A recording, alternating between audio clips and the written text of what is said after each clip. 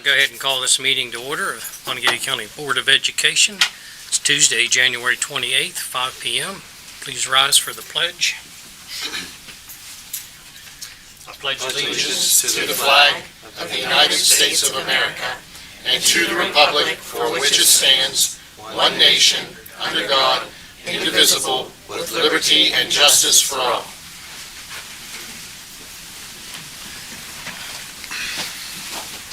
Thank everybody for coming tonight. January is always a great month because there's 5 Fridays in it and only 4 Mondays. Sounds like a positive note, doesn't it? Okay, first up, recognitions. American Legion Boys Nations recognitions, Tyler Garbick, University High. You want to come up front here? Can you hold this? That way it's recorded, it's not a microphone, but you don't have to hold it real close. You can hold it in your hand if you want. Oh, of course you got to do stuff in your hand. So we're here to recognize Tyler Garbick from University High School for his selection and attendance at American Legion Boys Nation in Washington, D.C. this last summer. He was a senator representing West Virginia at Boys Nation. It's a very prestigious program. Less than 1% of all the Boys State participants get selected for this. I was there on staff myself, so I saw Tyler in action. I'm a member of our local American Legion post here in Morgantown, Post 174, just down the road in Delslow. My name is Matt Sampson, and I'm the assistant director at Mountaineer Boys State, so I saw Tyler a lot this summer. Maybe more than his mother. So we had a week at Boys State at Jackson's Mill in June, and at the end of July, Tyler went to Washington, D.C., where he was a senator at Boys Nation, and they not just learned about, they put it in practice. Our national government, they were a Senate. The 50 programs across the United States send 2 Boys Nation senators, and so Tyler was one of those 2. I would like to say that Monongalia County now, twice in the last 3 years, has sent a Boys Nation senator. 2 years ago it was Collins Street from Morgantown High School, and now it's Tyler from University High School. So I'm going to present him a plaque. I'll also call up Mrs. Green because there is an honorary plaque for University High School to display. And I also have a special photograph for Tyler. We visited both of our United States senators, had office calls with them, and one of our senators has a photograph for you. So we'll get the photographs here. Why don't we invite Mama up too? You want to come up? Yep.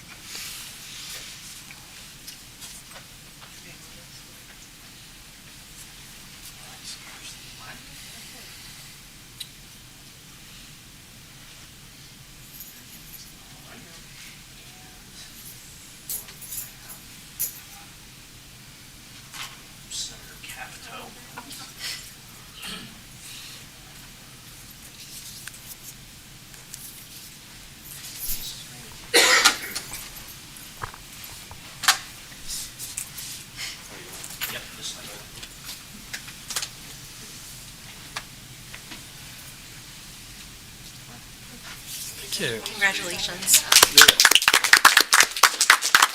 Tyler, would you like to say anything? No. You know. Great job, Tyler. Super cool.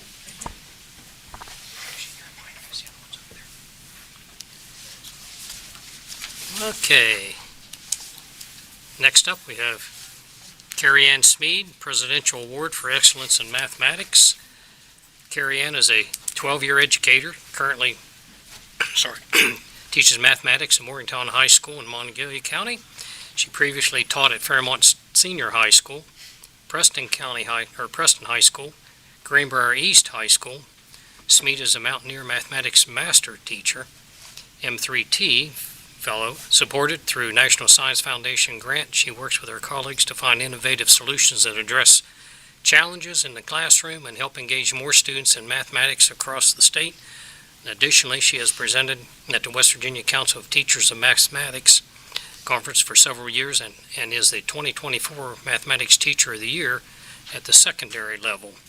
And member Sean Smith is going to present you with the plaque. And we have Principal Mahalko. Will you come up and join? Now we'll get the good picture with Paul. Congrats. So neat.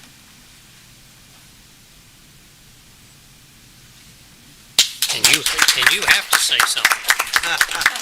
Congratulations. Thank you guys for taking the time to recognize me. I'm really excited to have this award. It's a big honor, so I was able to do it in Monongalia County. Thank you.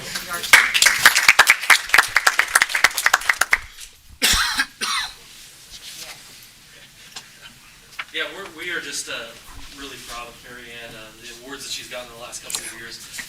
I'm proud that we were able to steal her from the other schools that you listed, and just be able to bring her to provide for our students what she's able to provide.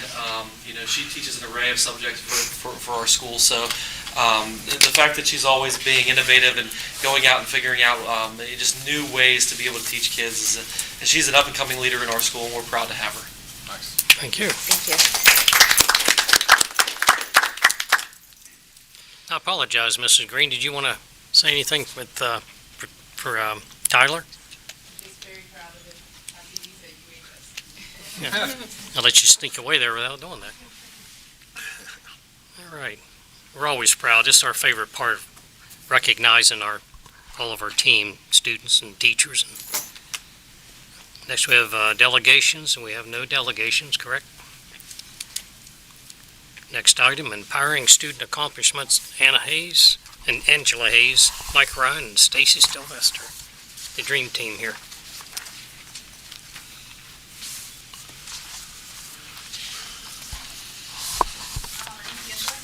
Thank you for giving us a chance to give a little update on our student success standards in Mon County schools. We want to talk a little bit about all of the levels that are used as a support in Mon County schools and some of the things that are affecting students here nowadays. We do have a plethora of resources in Mon County schools. We're very fortunate. And it's great to know that those supports do help our students develop their skills over time. You can see, I'll flip back to the very first little pictorial where a person is walking a staircase to graduation. So our goal really is to have all of these skills build and transfer to college and career success.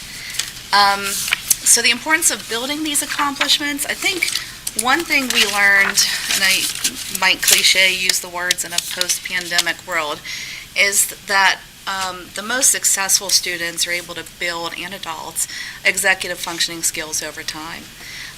There are researchers who believe that these are the most important skills to teach.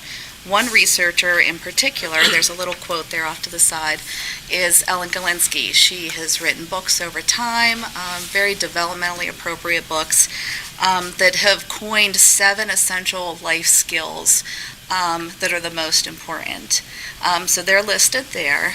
And we have found that many of our students, even after the pandemic, have a little bit of a challenge building those skills as time has gone on.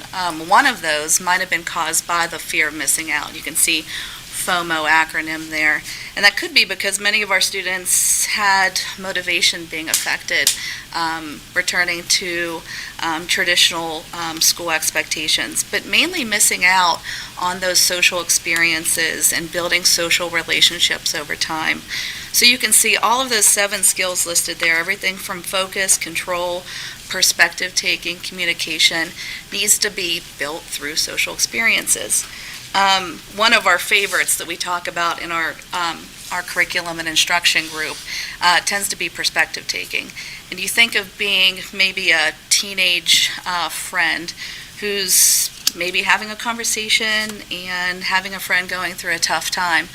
It's hard not to just immediately give advice or to chime in and offer quick solutions. It is a skill to build over time to be able to actively listen and pay attention, maybe offer some emotional validation, just being a good listener is something that takes time and practice. Just being able to understand their perspective, where somebody's coming from. So we know that our students and adults, we need to value emotional intelligence, even maybe more so than cognitive intelligence, because it is a great predictor of academic and social success. So, what do we do for our students when it comes to executive functioning skills?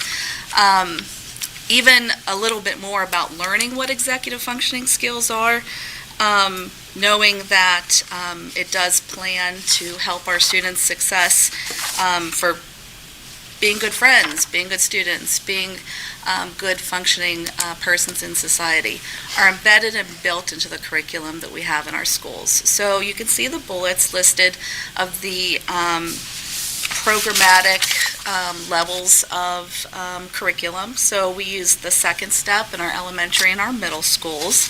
They're very structured programs that teach these skills. At the high school, we have a program called School Connect. It's based on developmental research. It includes many different avenues of learning, videos, worksheets that really get into being able to journal and be thoughtful about your ideas, and then ways to practice these activities, so being able to work in cooperative groups. We also include many different school-based activities, so not just the structure of activities. We also have just positive school climate activities where we have morning meetings in our elementary schools. We have, believe it or not, even embedded activities in our ELA standards or our electives classes. So there's a lot of ways that we're learning how to become good, productive citizens that is in a structured curriculum, but also in everything we do in our schools. I put a little example of a student work on a lesson, and this lesson demonstrated the ability to bounce back from adversity. You can see that the student was taking notes and even drawing pictures. So in this example, the lesson and the video talks about, do you want to be the egg or do you want to be the ball? So if you are maybe the egg, you crack under pressure, you don't always use the skills you learn to bounce back.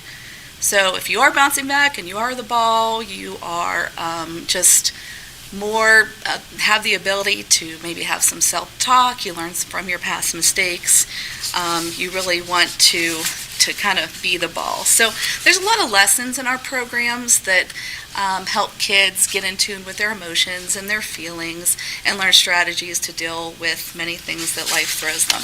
So I thought that was a pretty cool example of one of our student work. So we're going to talk about some more supports that we have in our schools.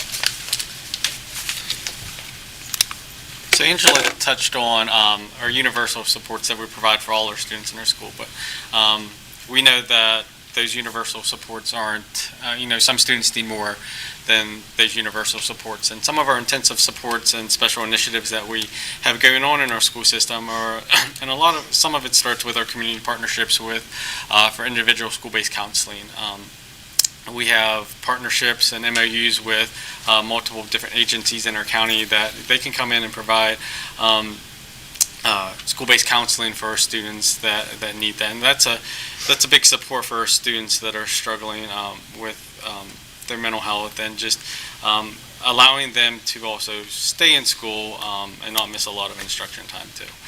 We also have our county outreach facilitators, and their job, what they've done, since this position was created, have really allowed or helped our students succeed in school. They've bridged that gap between home and school, so our students aren't having to go to school and worry about, where are they sleeping at night? What are they going to have a meal to eat at home? Worrying about things that are going on that their parents are struggling with. Our outreach facilitators provide supports for those students that have some needs.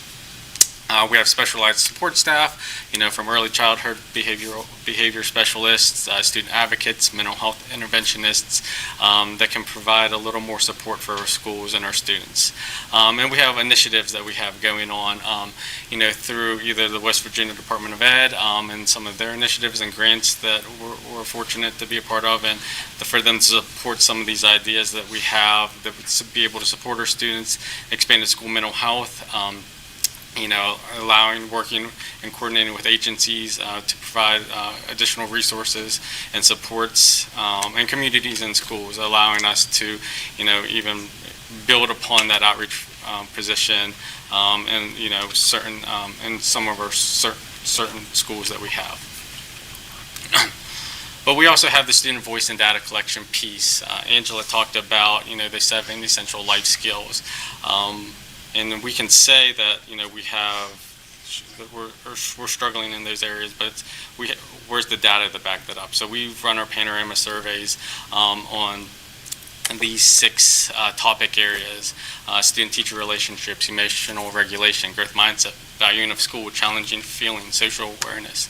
So that goes back to the social perspective taking, communication, building relationships, and that we gather information and just understanding where our students are struggling. So the surveys give us good information of what needs our students have, where do we need to help support them.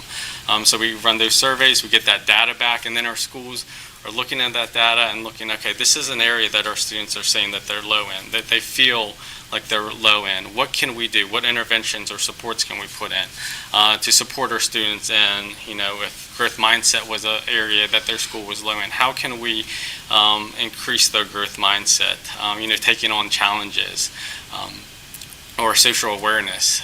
So schools are working, their school counselors are putting together interventions and supports, whether that's at the whole school level, grade level, group counseling individually, to support the needs of our students. So that's a little bit on data collection. So as you've heard Angela and Mike speak about all of the essentials for our students to have as we transition them from the time they enter our school system, whether that's 3, 4, 5, or 6 years of age, till the time they leave us to become successful adults in life, it's also important that what we do in education is to support our staff of our students. And so all of the things that we're pouring into for our students, we're also pouring into our educators. And some of our initiatives that have been cycling through since last year's behavior blueprint is the regulated classroom came about. And this is something that just last week we had a group of educators from every school come and listen to Emily Daniels share what is that. And it was a taste of what they're going to get, at Behavioral Blueprint this summer. So the idea behind the regulated classroom is to equip adults with practices and tools to help students who are experiencing stress and in the moment. So little tips and tricks that you can do throughout your day that make a huge impact on the academic or emotional outcomes that you're looking for within your classroom. We also have the Youth Mental Health First Aid. This has been a project in play for several years now, and it's a collaboration in which it's designed to teach teachers and school staff how to help adolescents who maybe are experiencing a mental health crisis or an addiction to something. And over the course of time with this partnership with WVU, we've been able to train 120 staff members per year, and to date we have over 300 of our own staff trained in mental health first aid to support students. The next piece is Safe and Civil Schools with Jessica Sprick, and that work has been a collaboration that we've been fortunate enough that you all have supported to bring into our Teachers Alone, but also working with the State Department on that through initiatives with attendance and behavior. And this goes back to, again, as Angela was saying, it's a little cliche, but the global pandemic and what we saw that came out of that. So as we know, attendance wasn't a challenge, But we've taken those initiatives, we've taken the strategies and resources, and I think we lead the state now with our students attending school, which is phenomenal. So by supporting our staff, we're continually supporting our students for the outcomes we're looking for and removing the barriers. So a lot of what the work we're doing with Safe and Civil Schools is removing those barriers. What can we do to help get the kids where we need them to be? The next piece on there is the excellent teaching practice. The SEL's that term, social emotional learning, which is really what we're focusing in on now in term-wise as just learning skills or the essential life skills. And this is the work through Keith Matheny, also known as Coach Rudy. He was a standout presenter for us last year, and that work has continued in Monongalia County Schools for our teachers. Angela referenced the egg and the ball. That is a strategy that was a take back from Coach Rudy's work. And he's been instrumental with us. And that's also a piece when my co-presenters were talking about School Connect at the high school level and Second Step at the elementary and middle. Again, the work behind that is just teaching good life skills. And then we had the outcome, which all of that bled into the behavior blueprint, which was wildly successful.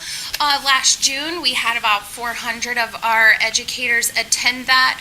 We had keynote speakers from around the nation, as well as in-house experts, which is our own teaching staff, present on the skill sets and the things that they bring into their classrooms that they can then share with their colleagues. And we received a lot of positive feedback from that. It was born out of our curriculum audits, as you're well aware of, and that's been shared before, and it's been requested again. So that is currently in the works, which takes me to the next slide, which I'm responsible for. So how do we continue to plan for our future? We have to continue to invest in ourselves and our teachers. And so as I mentioned, Behavior Blueprint was born last year.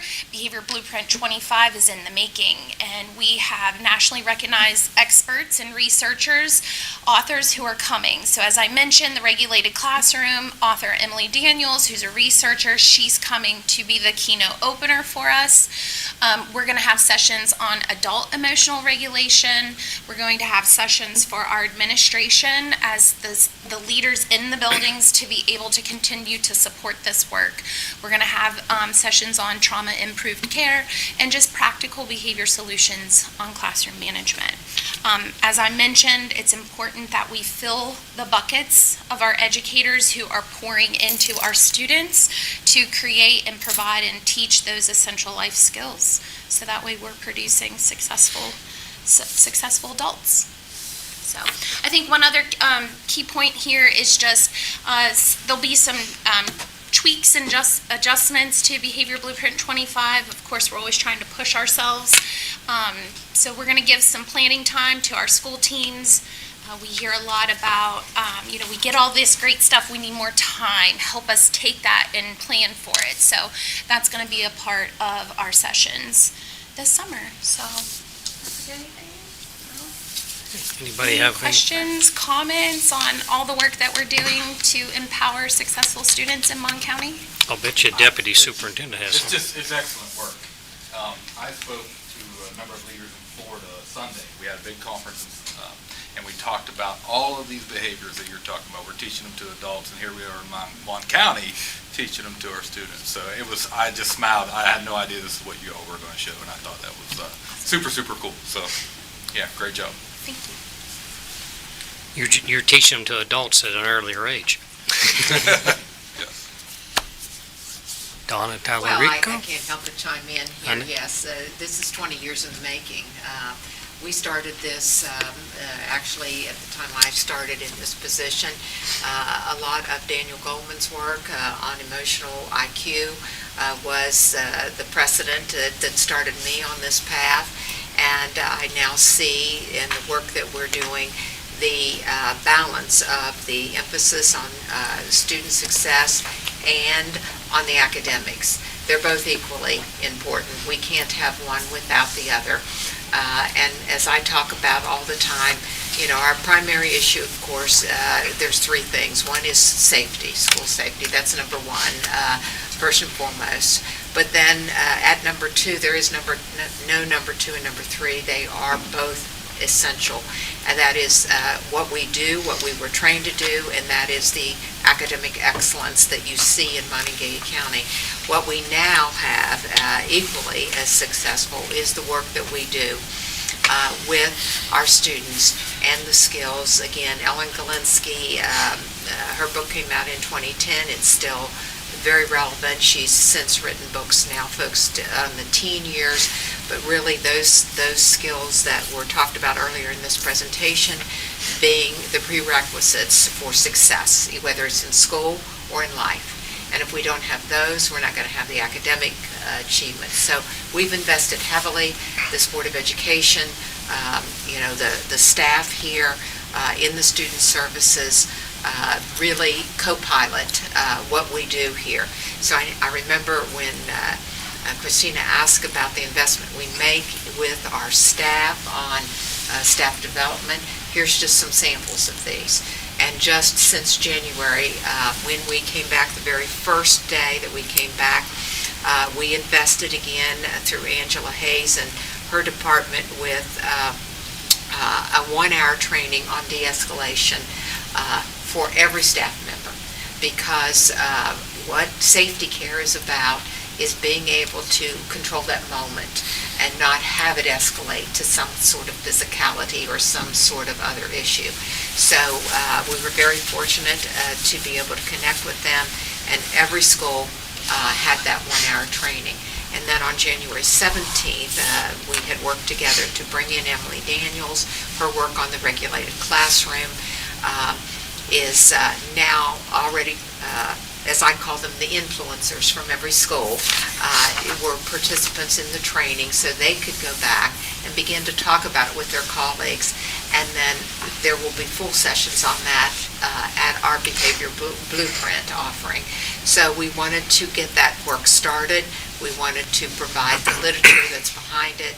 And there's so much more, as you can see. And that's what happens behind the curtain, where our teachers have to be well-trained. And I just can't say enough about our teaching staff and what they do to bring students to the level that we all want them to be. But they're sort of the unsung heroes in all of that. But we can't do it, they can't do it by themselves. It has to work in tandem with all the supports that we've invested in over the years. It is a lot of money. This community supports it, and we've built it in 20 years to a level now that no one else has. But thank goodness we do have it in this time and place. And we wanted our board to understand just a little bit about what we're doing here from this office and in the connection, and especially what our staffs are doing at our schools. So. Anyone have any questions for him? Nope. Comments? Angela, Mike, Stacy? Thank you very much. Thank you for all you do.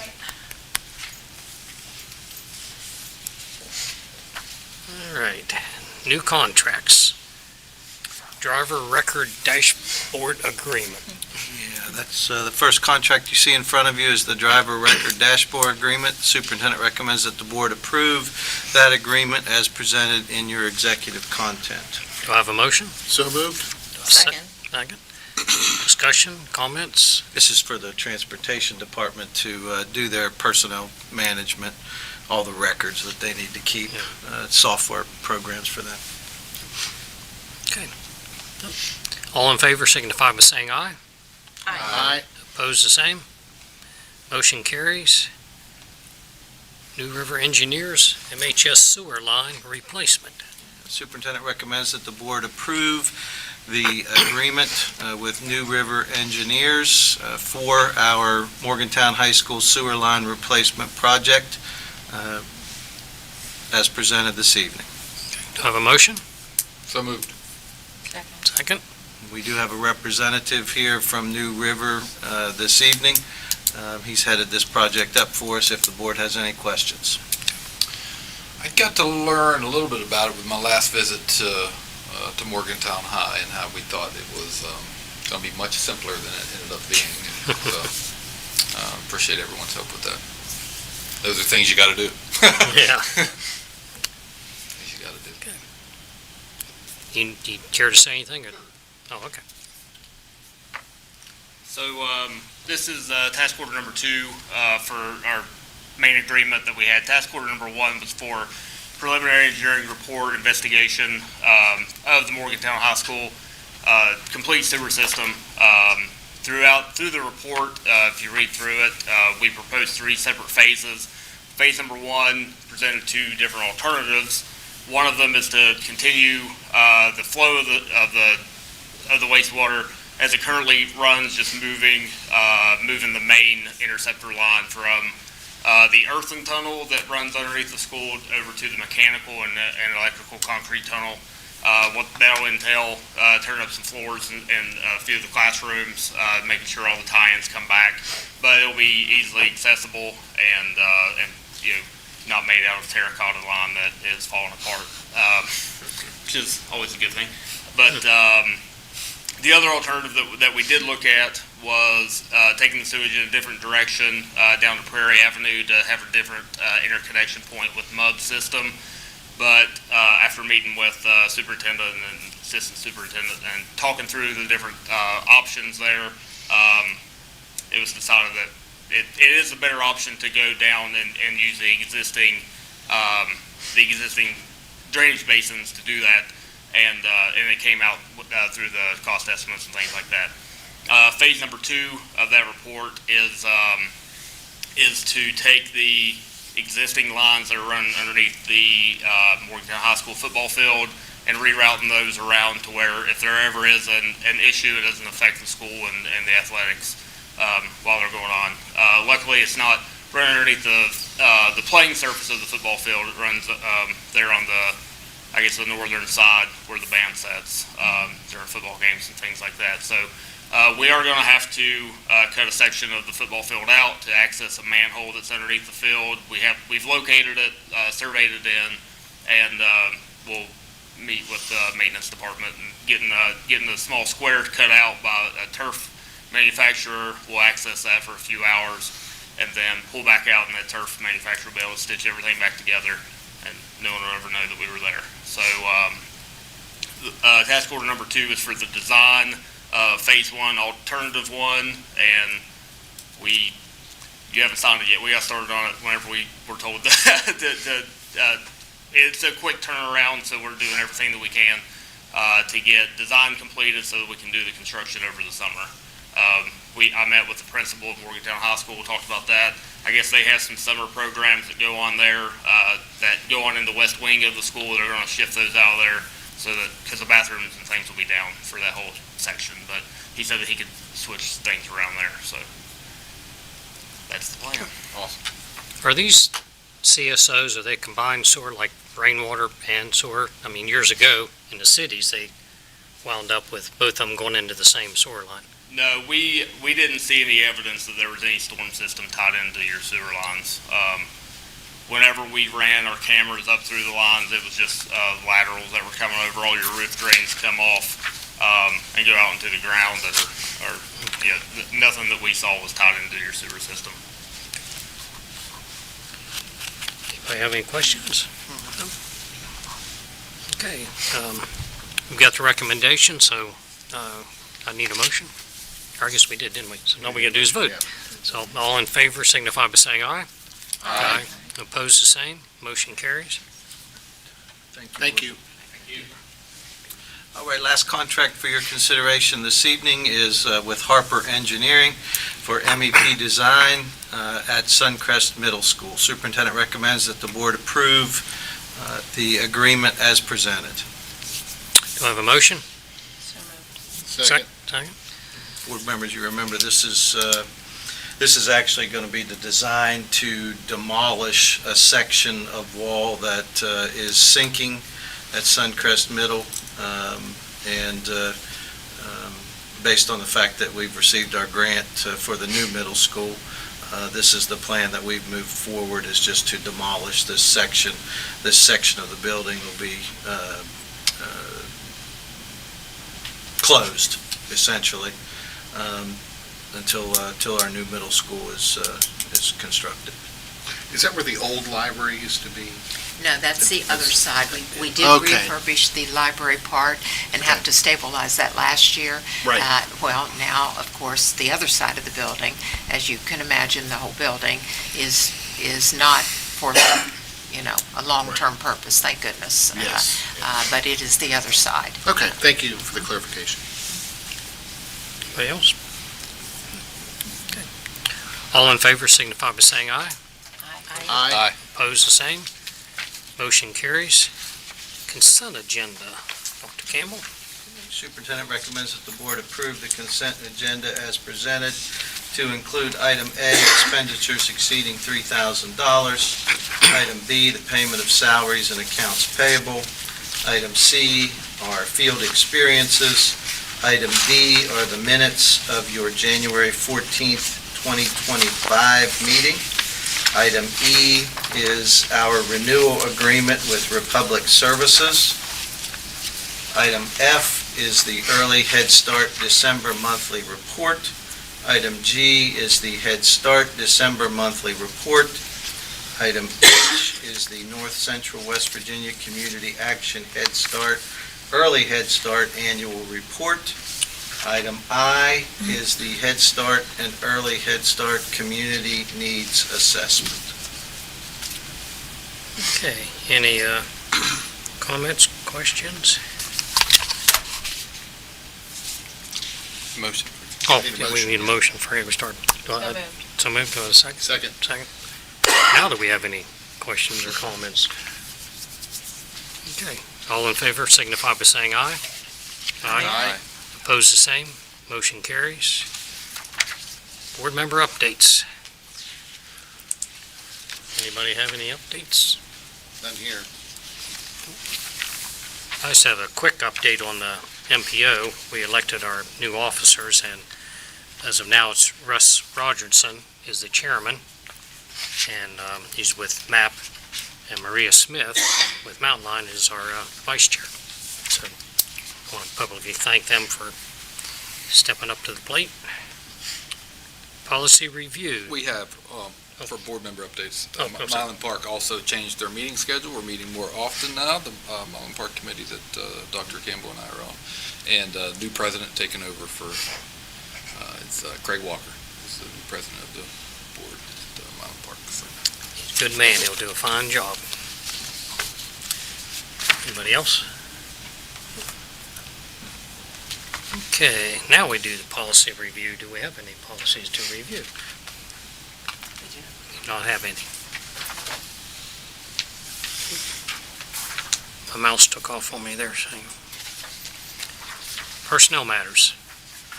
Personnel list. First this evening is the personnel list. I do not have any changes to the personnel list.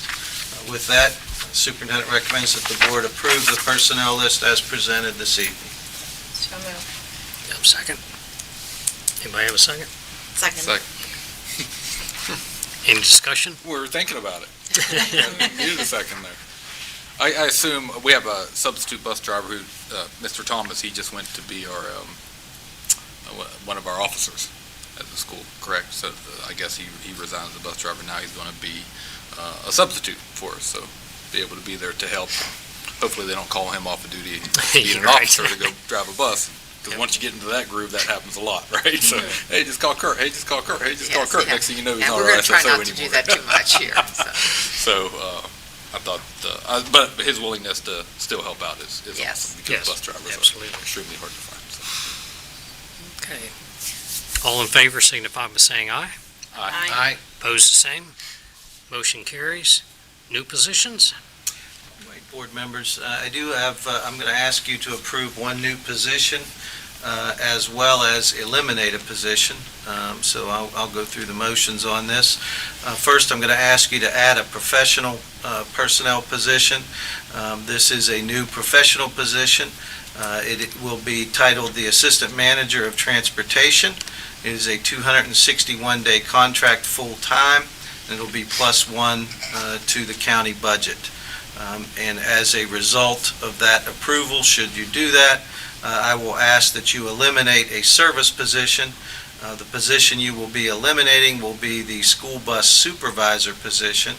It currently is a 261-day full-time position in transportation, and I would ask that you approve the effective date of March 7th, 2025 for the elimination of that position, and that will be a deduction of one full-time employee from the county budget. Superintendent recommends that the board approve those changes. Okay, do I have a motion? So moved. Second. Any discussion? Is that a case where the supervisor's getting promoted into manager, and now we don't need the supervisor, and it's just manager's No, position, this is a situation where we have a retired service personnel leaving Got it. the position, and we would like to elevate that position to a professional Got it. position because of the needs, the current needs. The position's really evolved.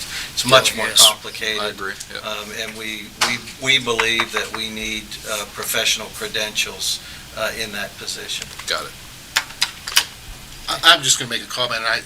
It's just something to be concerned about in the future. I know that I've talked to service personnel before, and it seems like there are fewer and fewer positions for them to rise to get to certain levels. They feel as though they're locked in here, and as we continue to eliminate these service personnel positions that are at a higher grade, that's fewer opportunities for them to rise. So I think we as a board should be mindful of that in the future. Anybody else? All right. All in favor? Or I see, yeah, all in favor, we signify by saying aye. Aye. Opposed, the same. I was thinking about something else there and lost my train of thought. Okay. Anything else? Addendum, personnel. Addendum. Oh, yeah. I had that up in front. I better pay attention here tonight before I get fired. Okay.